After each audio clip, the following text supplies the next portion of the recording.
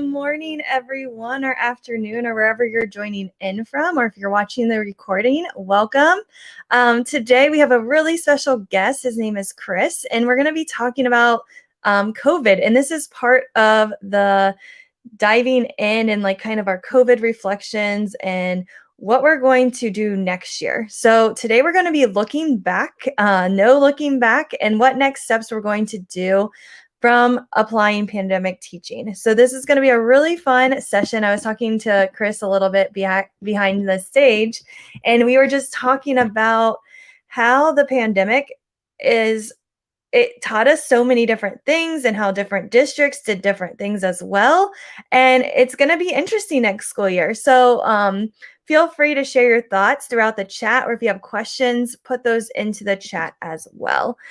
So without further ado, I'm going to bring on Chris, and he is going to talk about No Looking Back, the next steps of applying pandemic teaching. All right. Good morning, everybody. As Stephanie said, from wherever you're at, I am in Southern California, Lakewood, for that matter, which is near Long Beach. The sun is out and we're enjoying cool weather. And as Stephanie said, we're going to be looking at No Looking Back, the next steps of applying pandemic teaching.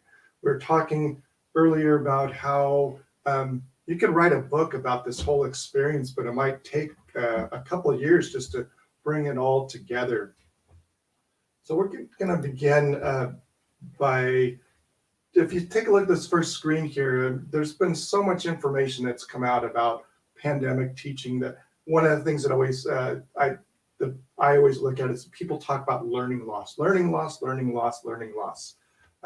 they hear about the virtual academies, how school districts are moving towards virtual academies and the flipped learning. A lot of these things we've already know about, but we're going to move forward. We're going to try to take what we've done and actually move forward to the future.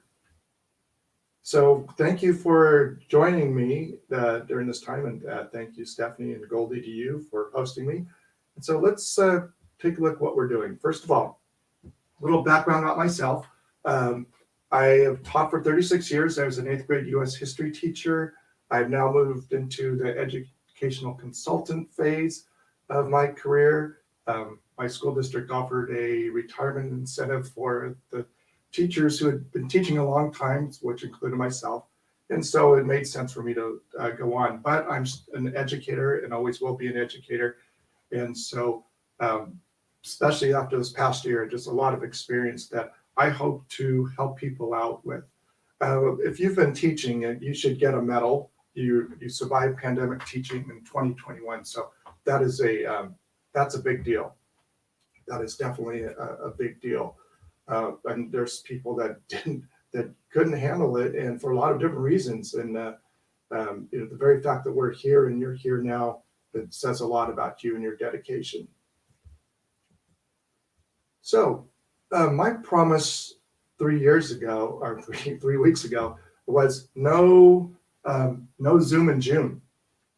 But it's June, and here I am, and not quite Zoom, but we're doing StreamYard. I know a lot of people swore it off, like they swear off other things, but here we are. I guess you can say it tells a lot about our dedication. So if we take a look at one of the things from the 2021 school year, I'm sure a lot of people saw this. The very fact that you were looking at all of these different options with your with technology, what you should be doing, all your different options. Should you go with Canvas? Should you go with Google Classroom? I know for myself, even as a veteran techie, if you want to use that word, there was all these discussions about what you should use, and it created a lot of confusion for people and a lot of anxiety. Now, this was by the second week of pandemic instruction. This was me. This is where I was at. Our school district was trying to figure things out, I'm sure, like most school districts. And what was happening is they were figuring out policies like, what do we do with kids that don't come on screen? What do we do with kids that are not coming in late? What is our tardy policy? Because we went remote instruction, we ended up going the whole year. So the first 2 weeks was crazy. We were supposed to start at a certain time in our school district in August, and our school district said, wait a minute, we're not ready. And you know how teachers are. They prepare, and then they're told, no, we're not ready. We have to do all these trainings and all these other things first. So by the second week, I was like this poor little squirrel here. I think these screams were probably heard all throughout the country, and for that matter, throughout the world with educators. So we're going to start with doing a little exercise. I'd like to make things interactive. I want you to put, and we have a link here, a Jamboard link. I want you to put down what changes you made, besides the obvious. A lot of people did remote learning, but what changes did you make in your own teaching and how you approached through the year? So let's take a few minutes and work on the Jamboard here. Okay, videos, weekly workboards. Okay. I always like to see what people are doing. I know for myself, this whole pandemic teaching, it really forced me to. I'm sorry, that's our dog. My dog. He's going to be barking. Anybody that comes in near the house. Okay, yeah, very good. Make sure everything's updated. I think that it definitely really made us vigilant about how we approached things. So weekly workboards, videos. Yes, I'm not sure who put the videos, but with the videos, that was a very important part of my own instruction. Okay. Yes, making sure that parents had access. Okay, very good. All right. Training parents. Okay. Chewy. Sorry. Our little guard dog, Dachshund Chewy, who doesn't like anybody to come near the house. Okay. So let's see.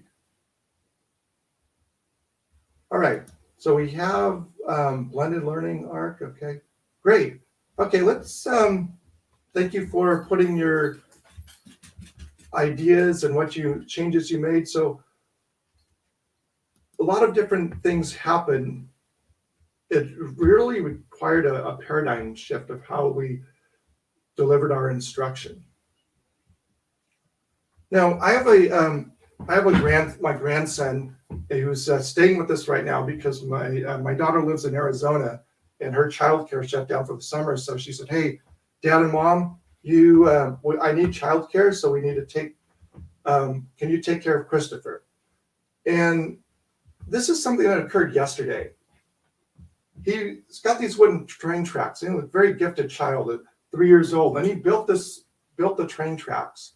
And then yesterday he says he wants to do something with the tracks. And so he did these circles. And I'm thinking, wow, that's really thinking outside of the box. This is, and I just started thinking about this. How does it apply to teaching? And this was a reflection of this whole year. Thinking outside the box. Typically, you don't see somebody doing this with train tracks, making circles. And he put together 4 little, circles here. And he was totally engaged with it. And I was trying to tell him, well, you have to use the tracks here. Then I had to step back and say, wow, I need to be flexible. And I need to make sure that he enjoys this experience. And so in doing that, thank you, Jennifer, the dogs were talking to each other. In doing this, he taught me a lesson, and that lesson was to make sure that I, as a teacher, even if as I move to doing staff development or whatever it might be, to be flexible. And this is something that I just watched and watching. And when you watch people learn, and we watch people learn online as well, there's all these things that happen.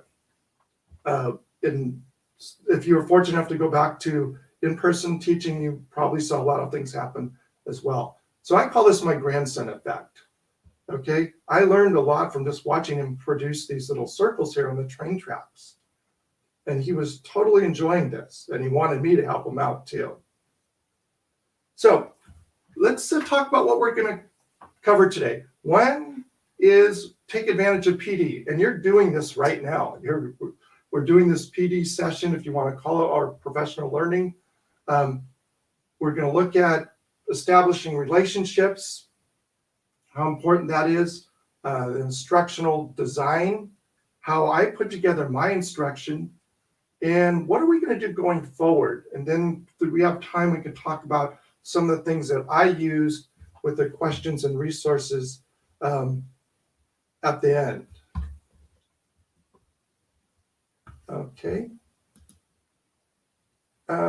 Let's see. Stephanie, I'm getting my screen. I'm kind of getting like an echo effect here when I go back to the StreamYard. I'm not sure what's happening with that. I would stay on your Google slide. Okay. All right. Okay. Thank you. There you go. Okay. There we go. All right. So this establishing relationships for myself, this was something that I've already been working on as a teacher, but I think with the pandemic, it really brought it in the forefront. We went on March 16th, 2020 into that remote learning experience. And this was the end of the previous school year. We were told it's only going to last 3 weeks. And suddenly it's not going to last 3 weeks, but we're going to do this for the rest of the year. I was already in the process of really trying to work on my abilities as a teacher with the student relationships. So I built in check-ins. This graph here shows that I typically give students a survey at the end of each grading period because they're my ultimate assessors. My administrators walk into my class maybe once or twice a school year, but I wanted them to tell me what they thought was going on. And so the key with the student relationship is if you build a student relationship, you're going to get student engagement. Now, I want to share a story about this because with the pandemic teaching, it was very different I'm sure for a lot of people. One of my students would check in every day or every class session. We're on a block periods, so they would only be in my class either 2 to 3 days a week. And what I did is we had a check-in, and this was a Google form that I developed. And it was the first session, and they would simply take the first 5 minutes, fill it out. They'd tell me how their weekend was. And he was a soccer player. And I knew that because he would talk about playing soccer, even though he couldn't really play. And this student checked in every week religiously. He didn't produce much the whole school year.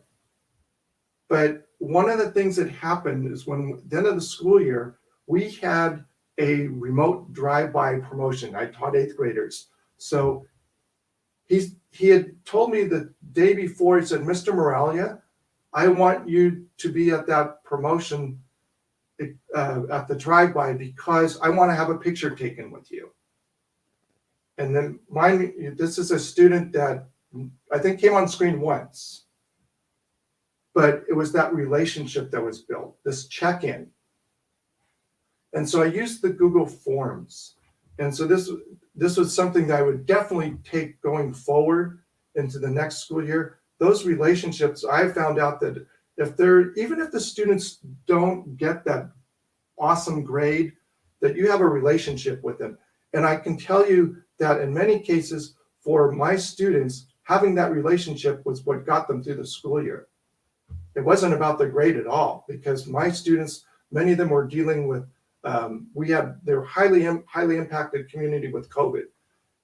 family members dying, aunts and uncles dying, just unemployment. It was very tragic, but those check-ins really, really helped. As the year progressed, we're going to talk a little bit about Pear Deck, but Pear Deck was my go-to. So the first session of the week, either we would do the Google form or the Pear Deck, and I eventually decided to stick with the Pear Deck. And one of the reasons why I stuck with the Pear Deck is because I could modify these. It was more visually pleasing with the slides that were integrated into Google Slides. And I could provide feedback. So I would ask them a question like this, and they might say, well, somebody was sick in my family, and I could just provide some feedback, written feedback with them on my dashboard, and they appreciated that. So there was this interactive component to this. They could draw. If I said, okay, what did you do this weekend? And they could draw a picture of themselves playing soccer, or they went to a party, whatever it might be. This relationship, without this, I don't think the whole learning experience would have been very difficult. So key to that was the relationships. I also made sure that, understanding that we were doing remote learning, that my students, being 8th graders, were very self-conscious. They didn't like coming on screen during a session, Zoom sessions, but they were familiar with Flipgrid. And so we decided to go with a class Flipgrid. And basically they were introducing themselves. And this allowed me to learn something about them. So I would do this in a regular, moving forward, I would do this as well.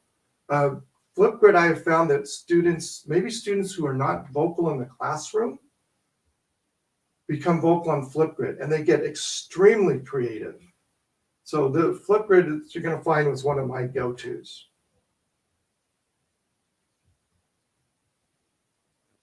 So what do you plan to do in this area? What is your, what are people going to do in this? If we want to use the word social emotional learning, how are people going to approach this? If you could please put your responses in the chat, and we'll take a look at this. Take a few minutes, just put down what you're doing. So this was a screen, as you can see, this is the check-in screen. I don't know how many people are familiar with the Pear Deck, but I'd like to know what people are planning to do, or what you're already doing and are going to carry forward.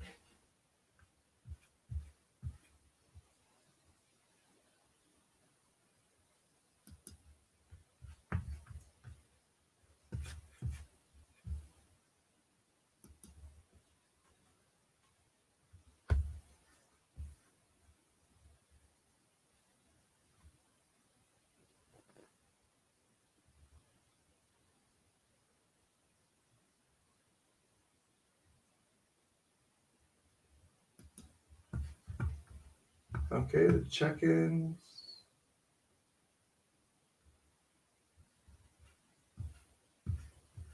Skill check-ins, okay. All right, let's talk about our next area. So one of the things that had to occur for me, I really had to take a look at this whole idea of instructional design. I know sometimes you throw it out with educators and they say, oh, that sounds like it's, you're talking about some high-level course. But I found there has to be a lot of thought, intentionality about putting your course together, especially online. And I'm a veteran Canvas user. I've been using Canvas for, I think, 7 or 8 years. I helped pilot it in our district when Canvas first came out. But one of the things that I learned is that instructional design is extremely important, which also means, because we're using technology, I had to really think about how technology was being integrated. Okay, and I had to take a look at these different questions. So the idea that if I'm using technology, I have to make sure that it's creating an experience it's real for the students. It allows them to learn, demonstrating their best skills, and it's scaffolded. If I were to tell students, okay, we're going to use Adobe Spark, and we've never used Adobe Spark before, that's not going to go anywhere. So I always made sure the experiences were scaffolded in the design, as well as how the instructional delivery took place. I also made sure that students were building their knowledge. So the technology allowed for them to build their knowledge. Teaching US history, a lot of information, as you can imagine, was very accessible on the internet. But there was also the information, the skills, because my class is more about skills, not about the content. Can they apply their skills with learning the content? I also made sure that students had choices in how they represented their learning. And with the technology integration, we're going to talk about that when we take a look at choice boards. And was higher order learning taking place? So if they're using the technology, are they doing those problem solving processes that lead to higher order learning? Collaborative, and I will tell you that the being collaborative with this process, with the pandemic learning with my students, was extremely difficult. They just really struggled working with each other in Zoom breakout rooms. And a lot of it had to do with the student population itself. A lot of the students were they were at home. There was 4 or 5 other siblings. There was a lot of noise in the background, and so they didn't feel comfortable about that. But moving forward in the classroom, I would definitely make this a very collaborative experience, using a lot of different tools, technology tools. And of course, they have their own tools on their phones as well. And obviously, making sure that it worked seamlessly with the content goals. So whatever my content goals were, did the technology work with the content? Okay, I didn't want to compartmentalize the technology. I needed to make sure that it actually worked in with the content, with my goals as I planned. So I'm sure every state has their standards. And this is just one of the substandards for us in California with US history. And so you've got all these questions and you're saying, oh my gosh, how do I cover these? Now, our state here in California, they decided they were not going to do the state testing, which everybody was very, very thankful and grateful for. I teach US history, and they got rid of our state test, I can't remember, 5 or 6 years ago. But still there's this pressure to cover the standards. And with instructional design, especially with pandemic teaching, it was what I decided is like, no, there's no way I can cover all these, but we can be very selective about how we cover them. And so these questions became integrated into each one of the class sessions. So now let's take a look at the actual course itself. So I was pretty ambitious with the first few weeks, and they gave us planning time. Our district gave us planning time. This was my first week, and as I said, I'm a Canvas veteran. So yeah, I can put this all together fairly easily. But then after a while, I realized this is too complicated for my students. I really needed to be very intentional about course design. And this was based upon the fact that I would have 2 sessions per week. The course design here, I took a step back and said, if I were a student and I was looking at this, I'd be totally confused. So it took a while, and I decided to go with this. This is a 1 week in my class. So the concept that less is more. I wanted to make sure that my students were not overwhelmed. Each one of these is an assignment, and we're going to take a look at what the actual assignments look like. But I try to simplify it. And going forward, I would want to do the same thing. Because as a teacher, it was very easy for me to say, okay, I'm going to put the course together. But I wasn't thinking from the student side. So this idea that less is definitely more. So if a student were to access my assignments, one of the things I wanted to make sure is that everybody had access. And I was fortunate enough to have a student teacher as well. So he and I would work on putting together the course. So the first thing was I wanted to make sure that whatever the assignment was, that the students were going to have some engagement with this. Now, this is a good example my student population was 99% Hispanic. A lot of the parents were recent immigrants from Mexico. So we did this assignment, which we called the push and pull factor of how people are pushed out of countries to come into another country, or these factors that pull them in. And being that most of my students were first generation Americans, or some of them actually came from other countries, they really identified with this. And this was extremely important to make this whole experience a real life, authentic experience. They definitely identified with these questions here. Now, as I put the course together, as I put the actual assignments together, I went through these various steps. As you can see in the bottom here, the access for all learners. So things such as sentence starters. Now, before I would have done that, but I realized that since I wasn't in the classroom, I needed to make sure that the students, when they access this, they could look at it and say, oh, okay, I have a starter, something could help me create my video.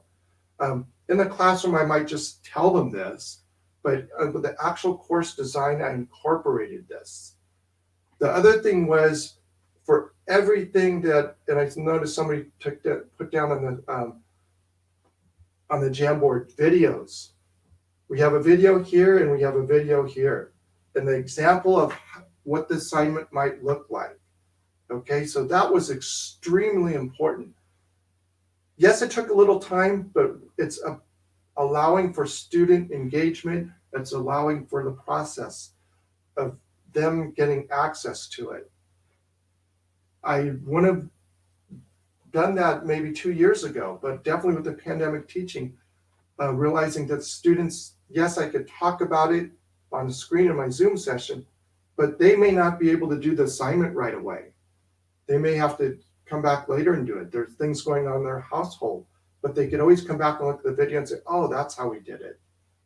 And I always made sure that the Pear Deck was incorporated in the actual Canvas assignment. So if they missed anything, they could go back and look at it and actually access the Pear Deck. So this was real important with the course, the instructional design component. So this idea of simplicity for students. I don't want my students looking like this little kid looking at the Canvas assignment. Like, what are you doing, Mr. Morelli? What's this all about? So I really wanted to make sure that there was simplification. Now, if you haven't used an LMS, whether it's Google Classroom, Schoology, Canvas, I definitely would be using one the next school year. As I said, I've been using the Canvas platform for 7 years, but there are some definitely advantages of using one. And I know people were forced to use them during the pandemic teaching, but for me, it's like, continue using it. Primarily, students have access to the content at all times of the day. I taught middle school. I had students logging on doing work at 11 o'clock at night, 1 o'clock in the morning, and I had students that went to Mexico and were doing their work. They would access the Canvas assignments. Okay, I've had students who were on their phones, and I think this really says something about pandemic teaching, that we should be able to use these LMSs because life is messy. Students may have to leave, go places. I had students doing their coursework. Hey, Mr. Moralia, I'm on my Zoom session right now, and I'm on Canvas. I'm accessing the Pear Deck. I'm going to the dentist, or I had students that were going to San Francisco. My brother's graduating from college. I'm doing my assignment. So they have access 24/7. We should always make sure they have access to our content 24/7. This also allowed for me to track the students' progress and provide feedback. With the Canvas LMS, I was always able to provide feedback on every assignment that was submitted. It allowed for structure and sequence, and this idea that you can incorporate gamification. So I used quizzes, I used Edpuzzle, which isn't exactly gamified, but it has that quiz component, and it allows, ultimately using an LMS allows for that concept of the universal design learning. So my instruction began with Pear Deck. So Pear Deck was my go-to because of these following ideas. It was always scaffolded. So we begin with a review of any concept that we did the previous day. It might be a standards questions. It's very interactive. And typically my students didn't like taking notes, but with Pear Deck, when they're actually interacting with the slides, they had no idea they're actually taking notes on the actual content. And it could also provide for audio instructions on the slides themselves. So here's an example. We were studying slavery, and I put in a primary source document. I wanted my students to analyze it. And with Pear Deck, they take these little, they could draw on the slide, and they could underline the different categories that were outlined on the slide here. So they're interacting with it using this color scheme, active note taking. And so this was very important part of the instructional design, to keep the students engaged. And with Pear Deck, there's all kinds of different levels of engagement. I could do a whole session on Pear Deck, but that's for another time. Oh, I do want to take a step back here. There's also, the audio was included. So I could give audio instructions to the students as well. So they simply click on that, and so if they weren't in class and they're doing this later, they could hear the instructions again about what I wanted them to do. 30 seconds or so. So something definitely I would use going forward. Now, I have come to the conclusion that for my particular group of students, that quizzes and tests were just not, really not working very well. And so this past school year, the 2021 school year, I decided there weren't going to be any quizzes or tests at all.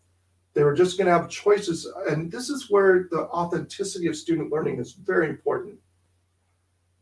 So I came up with various choice boards. Now, they didn't have to worry about a test. It's not like, oh my gosh, I have a test. Our students had 8 classes, and they might have tests in other classes, and they said, oh, I was up all night studying for a test. And I said, you know what? I'm not going to give you any tests. You are going to be creating projects. And this would be done at the end of every week, and they knew this. So there were no surprises. So I used choice boards, which we'll talk about in just a minute. Now, as far as quizzes, I did use, if you're familiar with EDGE protocols, I used what was called a fast and curious. And we use this with quizzes with questions from the content framework questions. And we would do these every class session, but there was never any grade. This would just build up their foundations for what they were learning. And we do this until we got to that mastery level, which I set the bar at 70%.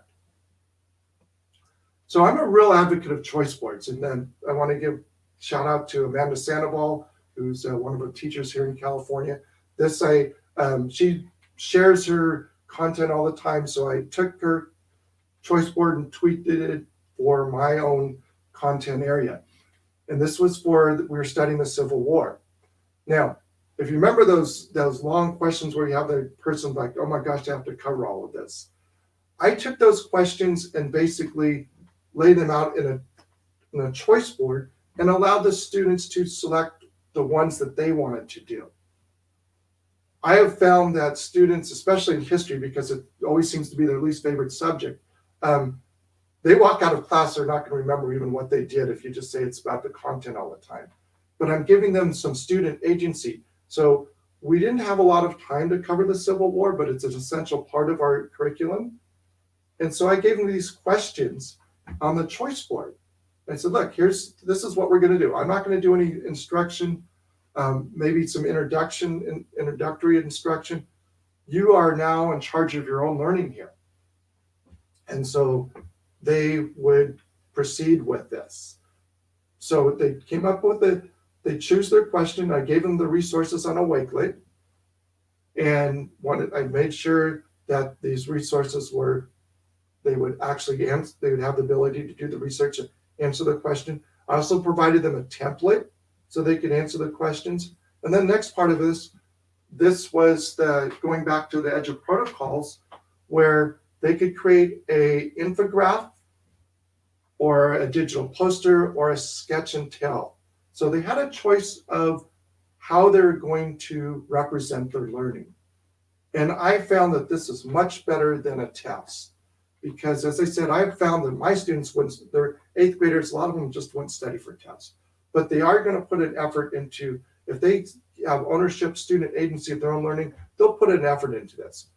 And so these became my assessment tools. The Edu protocols, the Fast and Curious, the Number Mania sketch and tell, digital poster, and each one of these is linked to either an example of these, as well as Adobe Spark. It's also linked to how I used it as an assessment. I used the Flipgrid with various types of assessment. We did a really cool activity where students got to create a basically fake news story, and they did it on Flipgrid, and they created some awesome work. But these are the authentic tools and assessment tools that I found work very effectively. And I really got a sense of how the students learned, and they were able to reproduce, and I felt much better about it than looking at a multiple choice test. The other resource I have here is the Stanford History Education Group, which uses historical thinking skills and civic reasoning. So here's an example of one of these assessment tools, and this is something I would definitely use going forward. The Number Mania, which I have a link to, it works for any subject matter. Basically, students are highlighting, and in this example, they used a Newsella article, and they're highlighting the numbers, and then they're going to create a poster that represents, in this case, 7 numbers from a passage. Okay, and here's the poster. This is what a student put together. And I was real impressed with this. Okay, so this tells me this is an assessment. It's a formative assessment, or in this, it could be a formative assessment. This is how they incorporated their learning of the Civil War. This became a summative assessment of the Civil War unit. I can see how the students learn. Okay, this is very authentic. And I was very pleased with this. And I had students just creating these, and whether it could be a poster, their own poster where they would draw it, they could do a sketch and tell where they do a drawing, and then in a few sentences tell me about it. I didn't need to have any more than this. This tells me they learn. This also sticks with them. Okay, so we're talk about the next steps. We've covered we talked about pre-pandemic teaching. What are the things we did before, and then all of a sudden the pandemic is upon us. For myself, there was some focus on student relationships. I call it tyranny of coverage. There's always this, you're in an environment where it seems like you have to cover so much of this material, and really taking a step back and saying, you know what? Let's focus on the idea that less is more. The student relationships, really focusing on those. Having those daily check-ins was extremely important.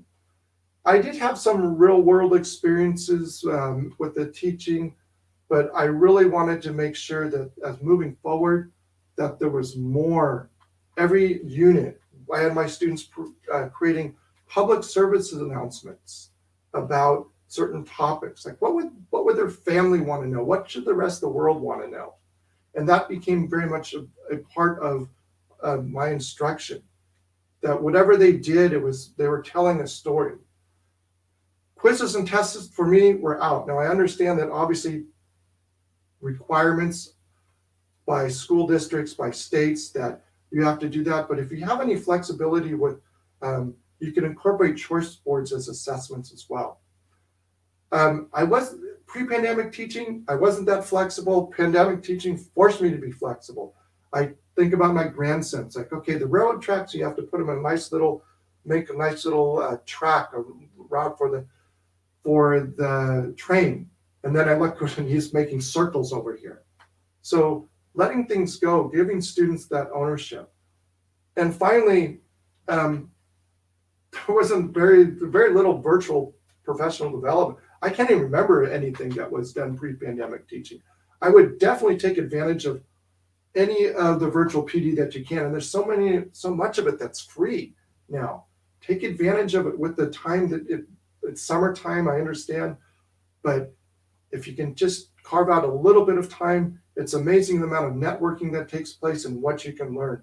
I was filling up not this summer, but the past summer, every opportunity. And I learned so much, and people were so good about sharing their resources.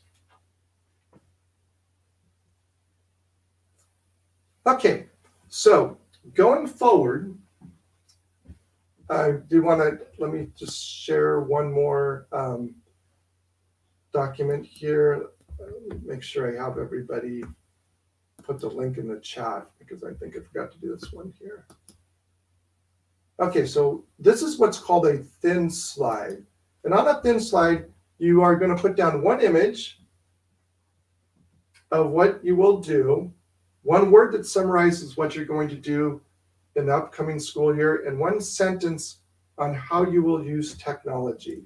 So let me once again make sure I copy this for everybody, and I'll put it in copy the link, we'll put it in here.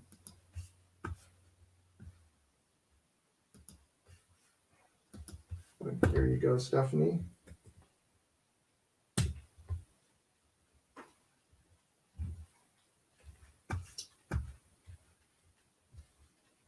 So what is your action plan? What are you going to do for the next school year? So there should be, if you look at the notes on the bottom, it tells you what you have to do. So basically, and this is something I would use for students as well. This is a way we could summarize. So let's say we just read something, and I want them to, okay, summarize this. I want you to put a picture. Let's say we were studying the Constitution. So what are the three branches of government? What did you learn about the three branches of government? So they might put, let's say they put a picture of the diagram. And what's one word? So maybe they put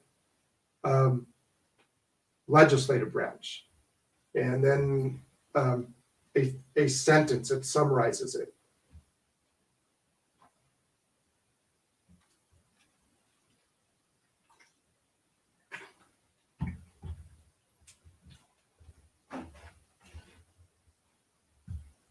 And then with the thin slides, you can monitor. Basically you're looking at, so you can see what I'm doing.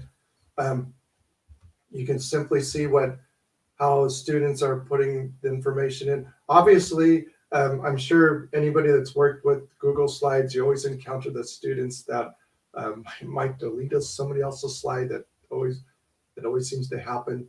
But once again, it's a way of assessing students, and you can take a quick look at each slide.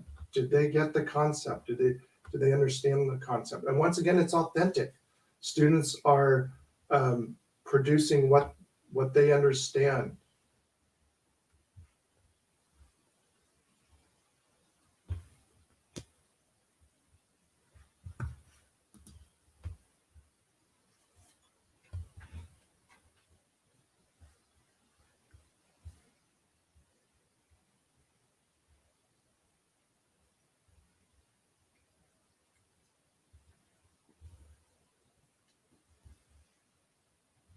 Okay, I like that. So we have the watch. Okay, very good.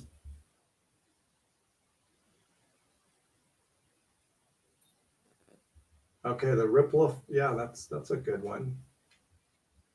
Yeah, the whole idea of having fun. People sometimes say, well, education is not supposed to be about fun, but you can incorporate fun into the experience. I did some things this year that I did a cooking session in my kitchen. My students, they knew that I love cooking, and there's no way I could have done this in a regular session. But maybe going forward next year, I would do a video. they said, Mr. Morelia, we want to see you cook. We hear you talk about cooking. We want to see you cook. So I'm Italian and I love cooking. And so I showed them how I made pesto. I felt like one of the people that, from Bobby Flay or something like that. Set up my camera. We did a whole session on how to make pesto. So this idea of having fun. Transparency, yes. Yes, that's a real good goal that really trying to communicate with the parents is the best that you can.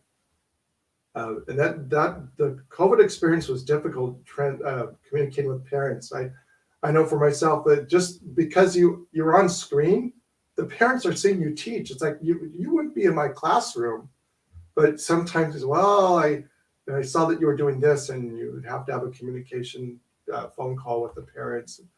It was sometimes quite awkward, but yes, communicating with the parents is definitely that's key. And one of the things I also learned about with the communication was there was over communication. We had this platform that was called Parent Square, and all the teachers started using it at once. Now I can imagine if you're a parent, you're getting a message from each teacher every day because we're in the secondary level. That would be too much, and pretty soon the parents just started disconnecting from it. So we went from let's be proactive. It's like, well, maybe this isn't working all that well. So scaling it down. Yeah, the blended learning, very good, very good. The project-based learning, that's one thing I've really taken a liking to. And those global connections, I wish I could have done more of those this year. We were just struggling to survive, and that's definitely. There's so many ways to do that, especially like with Flipgrid. Some of the things that have been used where you're having classrooms communicate with each other. I saw some really cool projects and how students were communicating with other students about their COVID experience.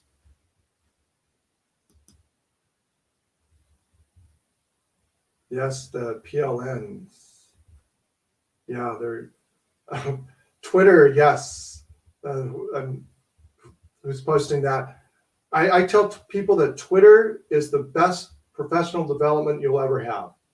It's free, and most people think, oh, Twitter, it's all about the garbage that's shared on there. It is not. The amount of resources that you can, I don't engage with any of that stuff. I tell people I use Twitter for professional purposes, and it's been a lifesaver. Yeah, you'll find it if whatever you teach, you'll find that there's a group on Twitter, and they are awesome. I belong to quite a few different groups, and the people are just so good about sharing their resources. So it's really made us look outside the box.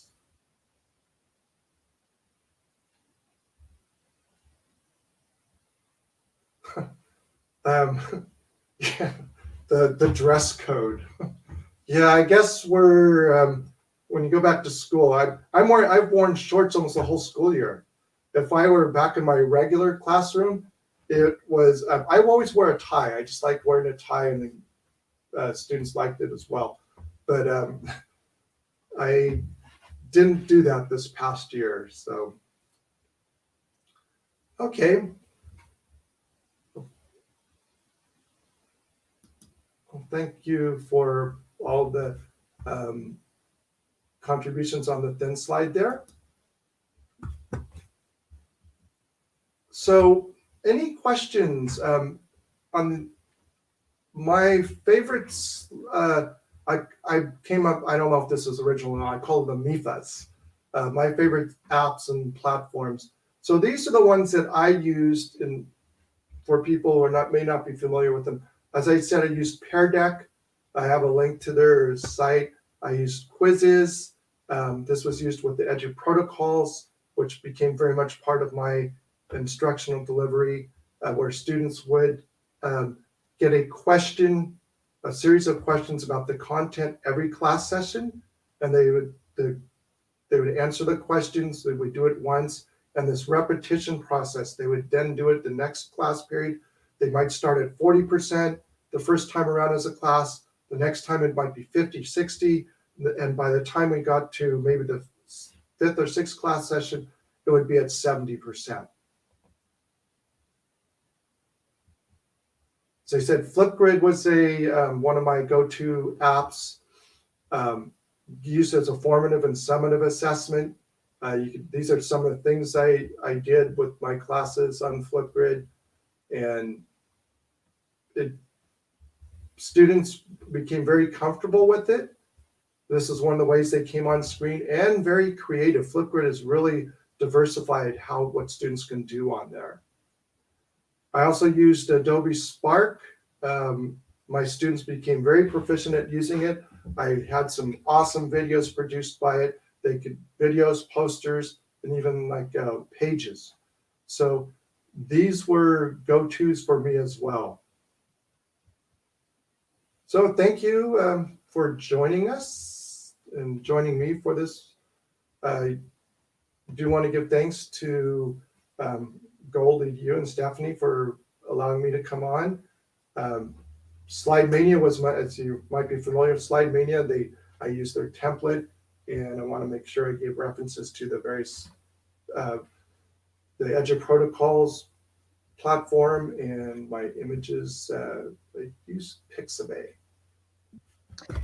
Thank you so much, Chris. That was a great session. I really just kind of reflected on what COVID looked like in those thin slides. Like, thank you so much to our chat for contributing to that, because I love some of those, like especially the sweatpants. Like going back, and we had more jean days, and so wondering like, what will that look like? What will that be like? So thanks for sharing that. Mm-hmm. Also, if you wouldn't mind, fill out that feedback form and you will get a certificate of attendance for today. So I put the link into the chat. Feel free to fill it out and let us know your feedback and how we can keep improving here at Gold EDU. And make sure you check out the upcoming sessions. You can view that on the YouTube stream. We have some really fun ones coming up.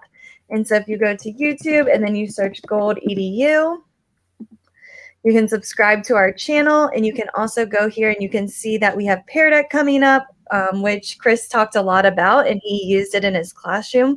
So I think you'll be able to find a lot of resources in this session. And then we've got some make and take sessions coming up, bingos, driving the change forward, and more sessions about what will life look like after COVID. So make sure you save the dates for these awesome sessions. And you can also join our Google group to get updated on information. So I'm going to throw that link in the chat as well. But thank you again, Chris, for coming on and sharing your knowledge. We really do appreciate it. Okay. Thank you so much. All right, guys, have a great day.